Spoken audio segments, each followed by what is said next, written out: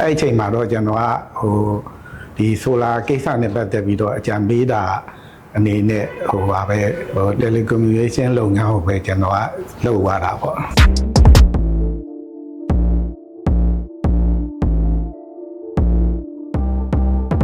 အားလုံးပဲမင်္ဂလာပါရှင် Great United Green Energy Company Limited ရဲ့ CSR Program အရဆိုလာလောကစကားဆက်မီ Episode 5တို့ရောက်ရှိလို့လာပါပြီရှင်ဆွေးနွေးပွဲလေးကိုဦးဆောင်ဆွေးနွေးသွားမယ့်ဆရာနှစ်ဦးကတော့ Renewable Energy Association မြန်မာ REAM မြန်မာပြန်ပြည့်မြဲစွမ်းအင်အသင်းရဲ့ဥက္ကဋ္ဌတဦးဖြစ်တယ်လို့ Great United Green Energy Company Limited ရဲ့နာယကဆရာကြီးဦးတန်းဌေးနဲ့အတူ Great United Green Energy Company Limited ရဲ့ Founder CEO ဆရာဦးအောင်မျိုးဝေတို့မှဆွေးနွေးပွဲတွေကိုဦးဆောင်ဆွေးနွေးသွားမှာပဲဖြစ်ပါတယ်ရှင်။ဆွေးနွေးသွားမယ့်ခေါင်းစဉ်လေးကတော့လေယာစိုက်ပျိုးရေးကဏ္ဍနဲ့ဆိုလာအကြောင်းလေးပဲဖြစ်ပါတယ်ရှင်။စကားဆက်မီဆိုတဲ့အတိုင်းပေါ့ပေါ့ပပနဲ့လွတ်လွတ်လပ်လပ်ပြောဆိုဆွေးနွေးသွားကြမှာဖြစ်ပါတယ်ရှင်။ဒါဆိုရင်ညီမတို့စကားဝိုင်းလေးကိုစတင်လိုက်ကြတော့နော်။ဆရာမင်္ဂလာပါဆရာ။မင်္ဂလာပါဗျ။ဥစွာပထမဆရာကြီးနေနဲ့ကျွန်တော်တို့ဒီဆိုလာလောကစကားစမီအစီအစဉ်လေးကိုလာပြီး knowledge sharing နေနဲ့ချီးမြှင့်ပေးတဲ့အတွက်ကျွန်တော်တို့အထူးပဲဝမ်းသာဂုဏ်ယူပါတယ်ဆရာကျေးဇူးလည်းအထူးတင်ပါတယ်ပထမဦးဆုံးကျွန်တော်တို့စကားဝိုင်းလေးမစခင်မှာဆရာကြီးရဲ့နောက်ခံ background experience လေးကိုလည်းအကြမ်းမြင်ဒီကျွန်တော်တို့ကြည့်နေတဲ့ညီတွေညီမတွေသိအောင်မိတ်ဆက်ပေးပါအောင်ဆရာဟုတ်ကဲ့ကျွန်တော်ကတော့မန္တလေးစက်မှုလက်မှုသိပ္ပံပေါ့မန္တလေးကြည်တရားနေပြီးတော့ EC နဲ့1985ခုနှစ်မှာပြီးပါတယ်အဲ့ရနေပြီးတော့မြန်မာတန်တဲ့ရုံမြင့်တန်ညမှာ89ခုနှစ်ကနေပြီးတော့94ခုနှစ်အထိmaintenance engineer အနေနဲ့လုပ်ခဲ့ပါတယ်အဲ့ရနေပြီးတော့အပြင်ကုမ္ပဏီကိုထွက်ပြီးတော့မြန်မာ Innotech Limited ဆိုတဲ့စင်ကာပူနဲ့မြန်မာအစိုးရနဲ့ဖက်ဆက်ကုမ္ပဏီမှာဝင်ပြီးတော့လုပ်ပါတယ်အဲ့ရနေမှာမြန်မာ Innotech ကုမ္ပဏီက liquidate လုပ်တဲ့အခါကျတော့အဲ့ကုမ္ပဏီက Sun Power ဆိုပြီးတော့ဖြစ်သွားတယ်ပေါ့နော်အဲ့အချိန်မှာတော့ကျွန်တော်ကဒီဆိုလာကိစ္စနဲ့ပတ်သက်ပြီးတော့အကြံပေးတာအနေနဲ့ပါပဲလုပ်ပြီးတော့တခြားtelecommunication လုပ်ငန်းကိုပဲကျွန်တော်ကဆက်တိုက်လုပ်သွားတာပေါ့ဟုတ်ကဲ့အဲ့နောက်ပိုင်းဆရာဒီ REM ဘက်ကဘယ်ချိန်လောက်မှစပြီးတော့တီထောင်ပြခဲ့လဲဆိုဟုတ်ကဲ့ပေါ့ကျွန်တော်တို့1995ခုနှစ်မြန်မာအပြည်ပြည်ဆိုင်ရာကုန်စည်ပြပွဲဆိုပြီးတော့လုပ်လိုက်တာရှိတယ်အဲ့မှာကျွန်တော်စီးမဲဆိုလာနဲ့အဲ့ချိန်မှာကမြန်မာ Innotech အနေနဲ့ကလည်း liquidate စပြီးတော့လုံးမဲ့အချိန်နောက်တစ်ခါSun Power ဆိုပြီးတော့လည်းစပြီးတော့ထောင်တော့မဲ့အချိန်ကြားကာလမှာပေါ့နော်အဲ့မှာစပြီးတော့အဲ့မြန်မာ trade fair မှာစီမံဆိုလာနဲ့စပြီးတော့ကျွန်တော်ပြပွဲစပြီးတော့လုပ်လိုက်တယ်အဲ့ချိန်ကစပြီးတော့ဒီဇိုင်းမတ်ဒီဆိုလာလုပ်ငန်းကိုလုပ်ဖြစ်တယ်ပေါ့အဲ့အချိန်မှာပဲကျွန်တော်နိုင်ငံတော်အစိုးရနေပြီးတော့လုပ်တဲ့ထင်အစားအခြားလောင်စာနှစ်တို့ဘာတို့နဲ့ကျွန်တော်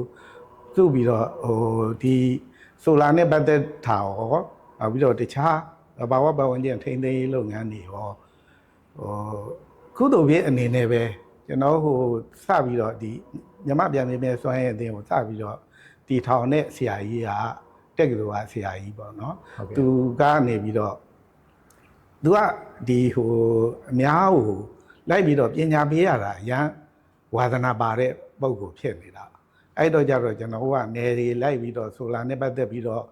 ဟောပြောပွဲတွေလုပ်ပြပွဲတွေလုပ်နောက်ပြီးတော့တခါအဲ့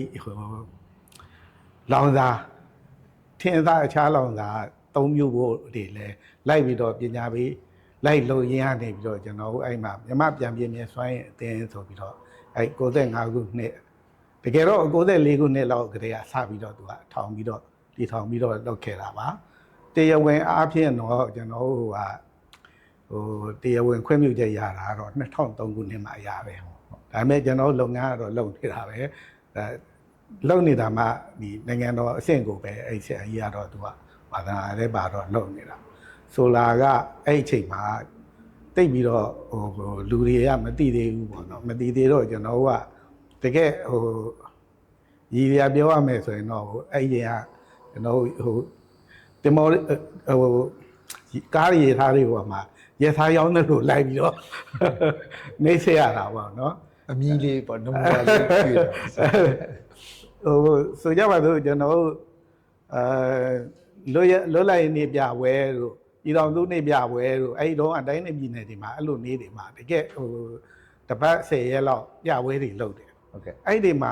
သွားပြီးတော့ကျွန်တော်ကဒီဆိုလာပြားကြီးထောင်ပြီးတော့အများကိုတိအောင်ကိုပဲသုံးအဲ့ဒီကဈေးအရင်ကြီးတယ်ဈေးအရင်ကြီးတာဆိုလာ1 watt ကို$7လောက်ရှိတယ်ကျွန်တော်စလုပ်တဲ့အချိန်အဲ့တော့ကျွန်တော်မသုံးနိုင်ဘူးဒါပေမဲ့ကျွန်တော်အဲ့ဒီဆရာကြီးကသူကအဲ့ဒါတွေလိုက်ပြကျွန်တော်ကတော့သူ့ကိုလိုက်ပြီးတော့အထောက်အကူလုပ်ပေးရတာပေါ့နော်သူနဲ့တွဲပြီးတော့အဲ့ဒီတွေကပဲစပြီးတော့ဒီဘုန်းကြီးကျောင်းနေသွားနောက်အဲ့ဟိုတချို့နေရာတွေမှာပွဲစီစီကာရှိလို့ရှိရင်အဲ့ကျွန်တော်အဲ့ဟိုသွားပြီးတော့မိတ်ဆက်ပြီးတော့ဟိုစခဲ့ရတာပေါ့ ဟိုကျွန်တော်တို့တည်တဲ့လောက်ကဒီကျွန်တော်တို့ဆိုလာကိုစတည်တာကတော်တော်နောက်ကျနေမှာပေါ့ဆရာကြီးတို့ကျတော့ဟိုမြန်မာနိုင်ငံကိုဆိုလာနဲ့စဦးဆုံးမိတ်ဆက်တဲ့ဒါကျွန်တော်တို့ပြောရမယ်ဆိုစုံဦးတီထွင်နေဖြစ်မှာပေါ့ဆရာကြီးနော်အဲ့တော့အဲ့ဒီချိန်မှာဆရာကြီးဒီဆိုလာကဘယ်ကန်သားတွေမှာအဓိကသုံးတင်တယ်ဆိုတော့စိတ်ကူးစိတ်တမ်းမျိုးနဲ့လိုက်ပြီးမိတ်ဆက်ဖြစ်တာဆရာကြီး ကျွန်တော်တို့ကအဲ့ဒီအချိန်မှာတနိုင်ငံလုံးမှာလျှက်စစ်ရတဲ့ဟို percentage အဖြစ်ဆိုလို့ရှိရင်ကျွန်တော်ထင်တယ်25-30တဲ့မပို့ဘူးအဲ့ဒီလိုပဲဆိုတော့တနိုင်ငံလုံးကလိုအပ်နေတာဖြစ်တဲ့အတွက်ကျွန်တော်ကအတတ်နိုင်ဆုံးလူတွေကဟိုပတ်စံအများကြီးတော့မတတ်နိုင်ဘူးဒါပေမဲ့တတ်နိုင်တဲ့လောက်နဲ့စဖို့အဲ့တော့ဆိုရင်5 watt ကျွန်တော်မှတ်မိတယ်ဟိုက5.4 watt နောက်ဟုတ်တယ်နောက်ဟိုက210 watt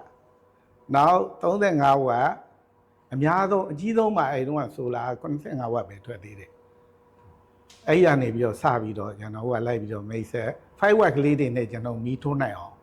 ဘာလို့လဲဆိုတော့ကျွန်တော်ကဥပမာကျွန်တော်ဆိုလို့ရှိရင်နေပါမယ်မွေးတာနေပါမယ်မွေးတော့ကြတော့ဘာဖြစ်လဲဆိုတော့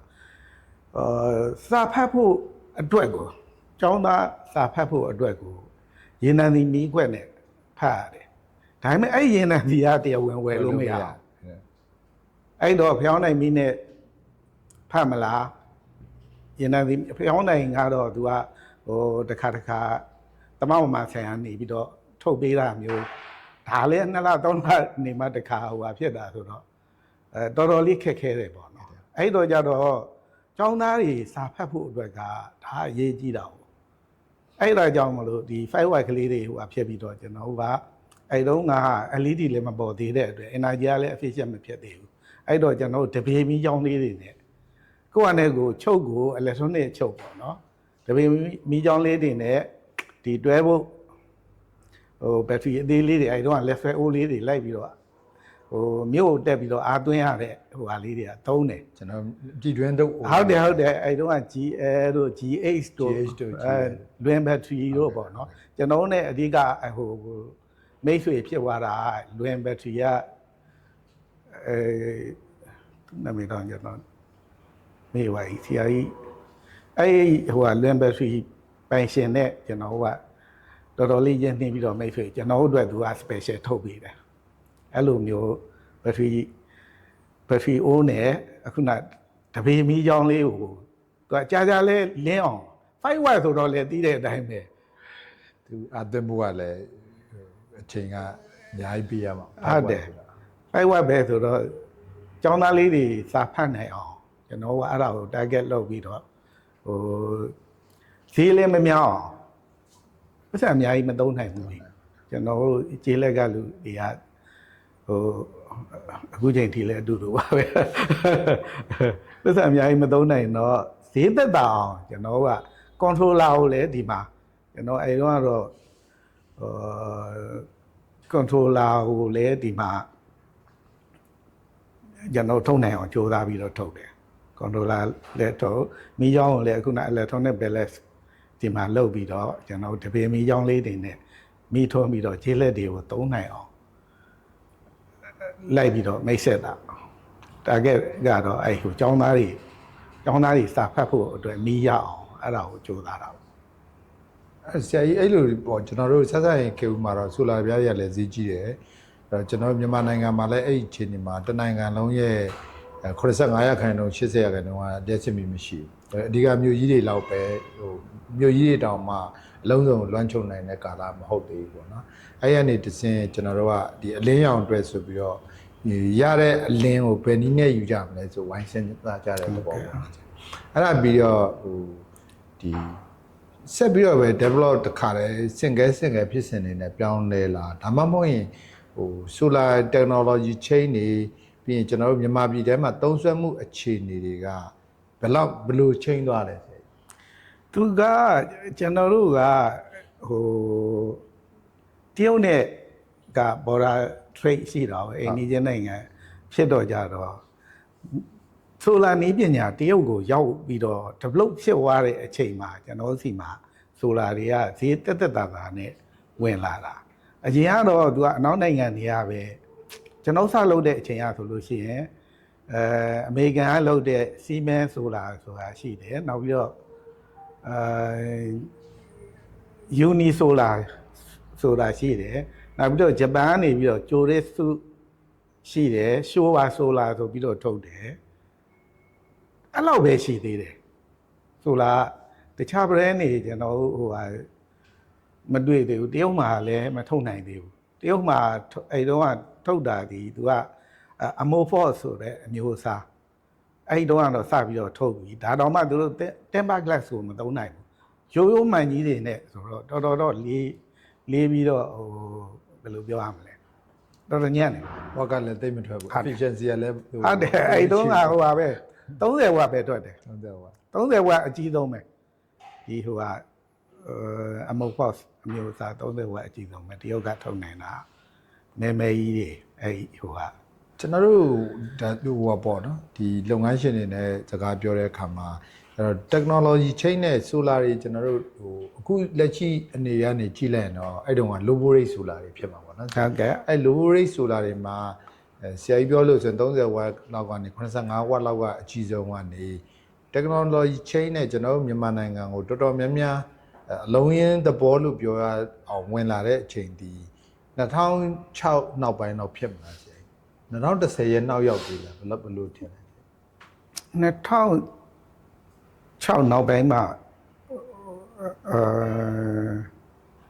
ကျွန်တော်ကဂျားထဲမှာနည်းနည်းလေးဆိုလာကဏ္ဍနဲ့နည်းနည်းလေးပြတ်သွားတဲ့အချိန်ရှိတယ်ဗျအဲ့လိုဟိုကလုံနေရနေပြီးတော့ကျွန်တော်ကတခြားလုပ်ငန်းဘက်မှာပေါ့နော်အဲ့ကုမ္ပဏီနဲ့ပဲတခြားလုပ်ငန်းဘက်မှာယူပြီးတော့ဆိုလာကိုကျွန်တော်ကဟိုနောက်ကနေပြီးတော့ဘယ်ထဲဝင်မလုပ်ခဲနောက်ကလိုအပ်တာလေးတွေပဲလုပ်တဲ့အခိုက်အတန့်လေးဟိုဟာဒါနဲ့ကြောင်းနေလို့ရှိမှာပေါ့အဲ့လောက်ပြတ်သွားတာရှိတယ်အဲ့အချိန်မှာနောက်ကျွန်တော်ဟိုအလုပ်ကိစ္စနဲ့ပဲနေဆက်ကိုရောက်သွားတဲ့အချိန်မှာမူဆယ်မှာအဲ့ဟိုတရုတ်ဆိုလာတွေသွားတွေ့တာတွေ့တော့ကြဟာဒီဟာတွေတရုတ်မှာဆိုလာထုံးနိုင်ပြီပဲဆိုတာဟိုဟာဖြစ်တော့ကြမှာကျွန်တော်အဲ့ဒီကနေပြီးတော့ဟိုတွင်းပြီးတော့ဒီမှာပြန်ပြီးတော့ဟိုဆိုလာလုပ်ငန်းကိုပြန်ပြီးတော့လှုပ်ဖြစ်သွားတာပေါ့နော်အဲ့ဒါကလောက်ပြတ်မလဲဆိုတော့2000ကျွန်တော်လှုပ်တာတော့ဟိုတရုတ်မှာပဲရန်စထုတ်တယ်ဆိုတာတော့နည်းနည်းမျက်ခြေအဲ့အချိန်မှာမျက်ခြေပြသွားတဲ့အတွက်ကျွန်တော်သိမသိလိုက်ဘူး2010မှာအဲ့တုန်းကဝက်80လားမသိဘူးကျွန်တော်တို့ဟိုစရောက်နေ2010နောက်ပိုင်း2013လောက်ကျတော့ဟို200တို့300ဝက်တွေဖြစ်သွားတယ်ဒိုဘိုရိတ်မှာအဲ့တုန်းကတော့ 12 battery ကိုပဲအဓိကထားပြီးတော့မှ12 battery အားသွင်းလို့ရအောင်ပေါ့အဲ့မှာတော့အခြေခံကတော့12 battery ကိုအားသွင်းတယ်ဥပကဝက်ဟို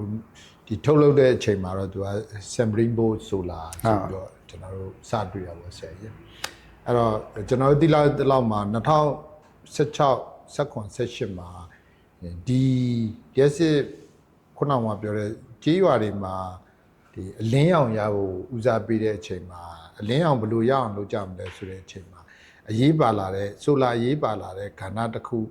ဖွံ့ဖြိုးလာတဲ့အချိန်ဒီ2016 18မှာကျွန်တော်တို့ဒီနိုင်ငံတကာထောက်ပံ့ငွေတွေနဲ့mini grid system တွေတော်တော်များများစပြီးတော့ကြေးရွာတွေမှာတွေ့ရတာပေါ့နော်ဆရာကျွန်တော်တို့နယ်ဘက်ဆိုလဲကျွန်တော်တို့နယ်ဘက်ကနေတော်တော်ကြီးဝေးလံခေါင်ထားတဲ့နေရာတွေမှာလာလူရတာပေါ့ဟုတ်ကဲ့အဲ့တုန်းကလာလူရဲဆိုတဲ့ mini grid ကလည်းခုနကလိုပေါ့50 watt တို့100 watt တို့ဆိုအဲ့တုန်းကတော့တကယ်solar plant ညစ်လို့ခေါ်တာပေါ့နော်solar ပြားကလည်းဝက်ကသေးတော့အချက်အများကြီးနဲ့ battery type ဆိုလဲခုနကဒီ gel type တွေ turbo battery တွေ type တွေကနေဒီလိုသွားတဲ့စနစ်လို့ကျွန်တော်မတ်မိတလောက်တော့အဲ့လိုတွေ့တာပေါ့အဲ့တော့ကျွန်တော်တို့ဒီနေ့ဆွေးနွေးမဲ့ကဏ္ဍမှာကျတော့အဓိကကျွန်တော်တို့တွားခြင်းတဲ့ခေါင်းစဉ်က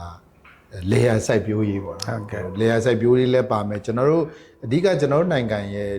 ပြည်တွင်းမှာအဓိကအသက်မွေးဝမ်းကြောင်းအလုပ်ကိုင်တွေဖြစ်တဲ့ layer စိုက်ပျိုးရေးမွေးမြူရေးတွေရှိမယ်ရက်ကန်းချီမြင်တဲ့အထက်ရက်ကန်းတနိုင်တစ်ပိုင်းရက်ကန်းဆက်တွေစီးပွားရေးပြရက်ကန်းဆက်တွေရှိမယ်ပေါ့ဒါတွေကိုဆိုလာကနေပြီးတော့မှစတင်ပြီးတော့ဘယ်လိုအကျိုးသက်ရောက်နေလဲ technology အနေနဲ့အသုံးပြုနေပုံလေးတွေလည်းဒီအသေးစားလက်စားနေပြီးတော့မှစီးပွားရေးလုပ်ငန်းတွေအကြီးစားစက်မှုတွေအထိကို